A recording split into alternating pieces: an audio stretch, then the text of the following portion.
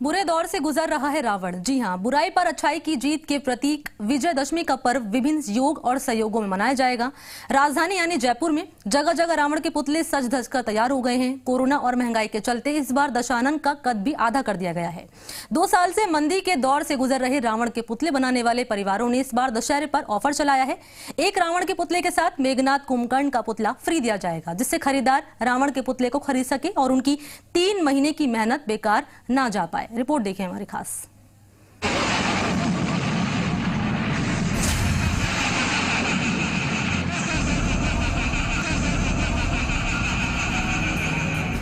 इस बार दशहरा वैसा नहीं दिखेगा जैसा बीते सालों में आपको दिखाई देता रहा है। कई तरह के बदलाव के साथ बाजार में रावण की नुमाइश चल रही है, ताकि लोग इस कठिन समय में बुराई पर अच्छाई की जीत के जश्न को मना सकें।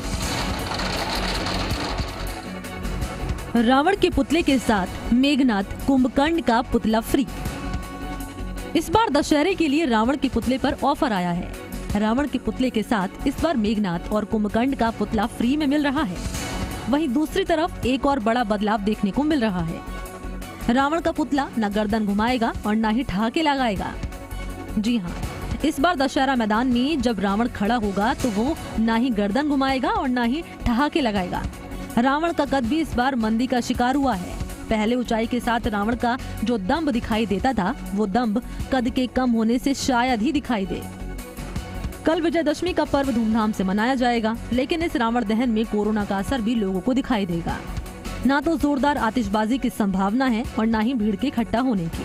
हालांकि गली मोहल्ले और कॉलोनियों को मिलाकर तकरीबन 10,000 रावण के पुतलों के दहन होने की संभावना है।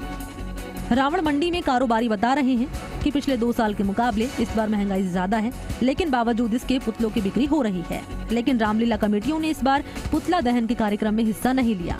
ऐसे में पुतला कारोबारियों ने बड़े पुतले का कद घटाकर छोटा कर दिया है और ज्यादा से ज्यादा लोग बुराई के इस प्रतीक को दहन के लिए खरीदे, इसलिए ऑफर भी दिया है। इतना ही नहीं, धू धू कर जलने के दौरान पुतलों में पटाखों के छुड़ने की आवाज भी नहीं आएगी। कारीगरों ने बताया कि पटाखों पर बैन है, इसलिए वो बिना पटाखे के ही रावण बेच रहे हैं। देखिए, विजयदशमी का जो पर्व है रावण को दहन करके बनाया जाता है। कह सकते हैं असत्य पर सत्य की जीत होती है और इसी पर्व को बनाने के लिए जयपुर राइट्स बड़ी बेसब्री से इंतजार करते हैं। इस अहंकारी रूपी रावण का अहंकार है वो धू धू के जल जाता है, लेकिन कोरोना का असर कहीं ना कहीं इस पर पड़ता हुआ दिखाई दे रहा है। ये रावण मंडी की तस्वीरें हैं, ग्राहकों का इंतजार है। हालांकि पिछले 2 साल, 1 साल कोरोना और पिछली बार आई बारिश ने इनके जो कारोबार को कई प्रभावित किया, लेकिन इस बार उम्मीद है क्योंकि लगातार अब इसकी बिक्री बढ़ रही है। रावण बनाने वाले कारीगरों का कहना है कि इस बार नए 2 से लेकर 30 फीट तक के पुतले तैयार किए हैं। पुतलों की कीमत 200 से लेकर 1800 रुपए तक की है। 15 फीट के रावण के पुतले 11,000, 35 फीट के रावण के पुतले की कीमत 35,000 रुपए है। इस बार 40 फीट तक पुतले ही तैयार हुए हैं। इनकी संख्या 20 के आसपास है। रावण मंडी के अध्यक्ष ने बताया कि हर साल राजधानी में 20,000 से अधिक बड़े छोटे पुतले तैयार किए जाते थे। करीब 1 करोड़ रुपए से अधिक का बाजार पुतलों का होता था।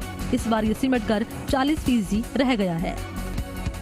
देखो, रावण पे तो सर पड़ी है, सबको मालूम है, रावण के ऊपर तो पड़ी है। गई साल हमारे पुतले बिके नहीं थे, दूसरी बार बारिश ने खराब कर दिए थे, इस बार कोरोना के हिसाब से पुतले नहीं बिके और मेले अभी भी मेले तो बंद है। लेकिन लोग बाग क्या 10-20 आदमी हो मिलके, बच्चे मिलके 20 फुट का 25 फुट का पुतला जला देते बिक रहा है। लेकिन वही कुंभकर्ण महंगा चल जाता, हमारा तो खर्चा पानी का वहाँ गाड़ी वहाँ जा रुक जाती है हम लोग को भी। महंगी तो आप देख रहे हो, महंगी सब चीज में महंगी बढ़ गई। थोड़े थोड़े ग्राहक आ रहे हैं। हाँ। लेकिन पहले से फर्क है। लॉकडाउन से वजह लोग कह रहे हैं क्योंकि इसकी भावना आ रहे, क्यों नहीं आ रहे हैं ऐसे संद्रा, लेकिन थोड़े थोड़े आ रहे हैं सर। महंगी सर 25 रुपये किलो अखबार दे रहे लोग। मैदा का भाव बढ़ गया, ऐसे तार कील भी लगाते हैं बोने के लिए, बांस वगैरह महंगे हो गए सर। महंगी बाढ़ में सर असर तो पड़ता ही, देखो इसका तो अंदाज नहीं होता है। लेकिन अब की बार महंगाई सेमल महंगा आ रहा है। अरे हर साल आते हैं और 2 साल हुआ हमारे कोई रावण नहीं बिक रहा है।